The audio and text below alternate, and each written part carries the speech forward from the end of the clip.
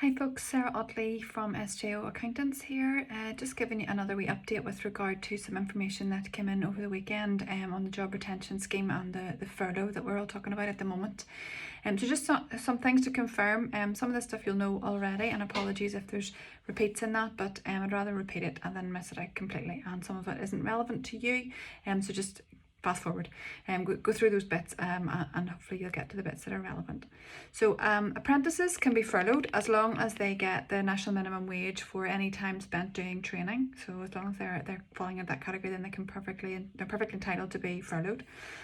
For those of you who have nannies who are done through payroll, we've a few of those. The nannies can also be furloughed. So even if you're an individual with one employee in that situation and perhaps you're now staying at home, you don't need your nanny at the moment, so the nanny can be furloughed as well. That's absolutely fine.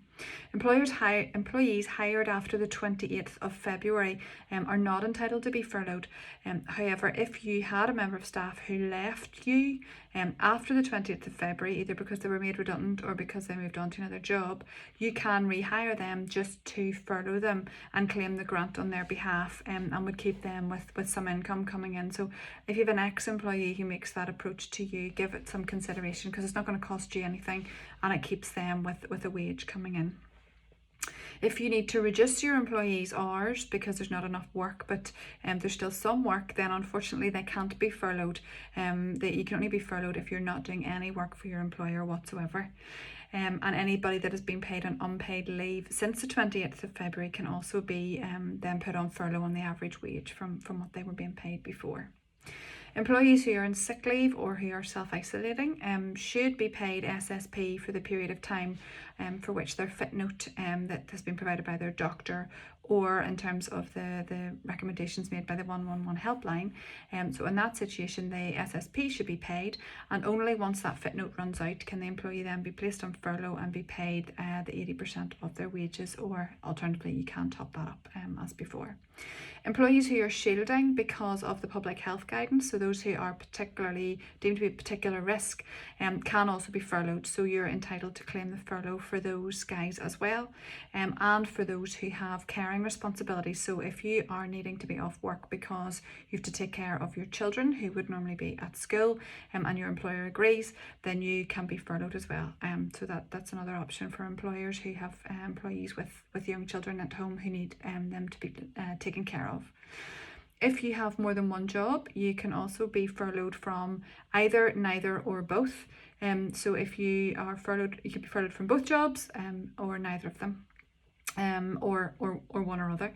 It really very much depends on the situation in both of those jobs, but they're both treated independently, so one job doesn't impact on the other job. Employees who have a fixed term contract that is expiring can either have their contracts renewed or extended, and if that is the case, they can be placed on furlough. If the contract is not renewed or extended, then the furlough payments will end when the contract does. So for those of you who have got fixed term contract employees, that's something to bear in mind, and maybe extend those contracts. Now, company directors. This is the bit that we've been struggling to get some clarity on for a wee while. So company directors can be placed on furlough on the basis that they have been paid through the PAYE scheme. You get 80% of whatever has been paid through the PAYE scheme, either in February or for the average of the year before.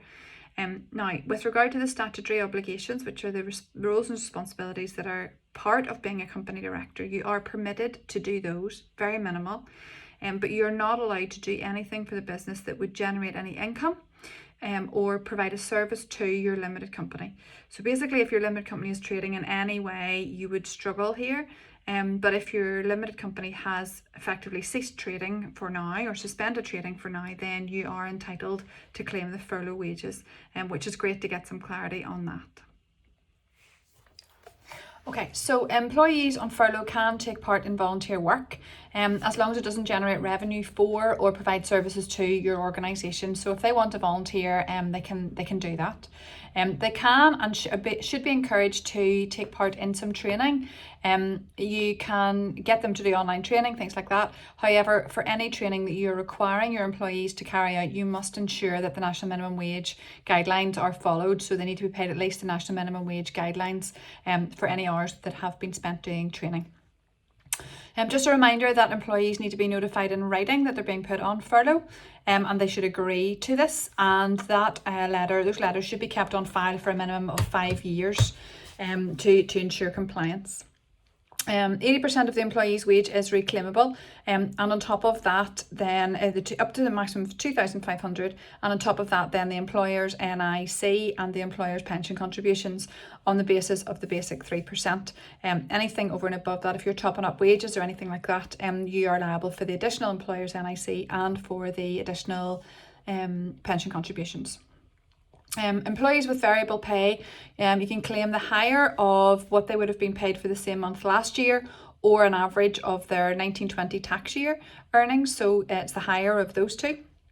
And any past overtime is included in the average wage. However, any commissions or fees or discretionary bonuses are excluded.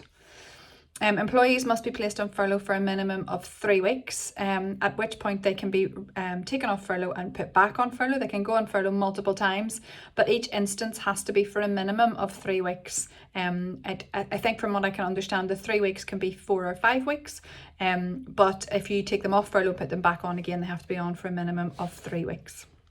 Your employees, don't forget, are entitled to the same rights when on furlough, so statutory sick pay, statutory maternity pay, redundancy rights, and rights against unfair dismissal, and they all remain the same. Employees can work for a different employer whilst on furlough, and that can be done. And any grant payments that are made to you as the employer are declared as income for the purposes of either income tax or corporation tax. But at the same time, the payments to your staff, the wage payments to your staff are deductible. So there's no net impact on your accounts of the grant versus the payments out in terms of the wages. Hopefully that gives you an update. As I say, some of that is repeated from before, some of it is slightly newer, some of it's been clarified, but hopefully that helps.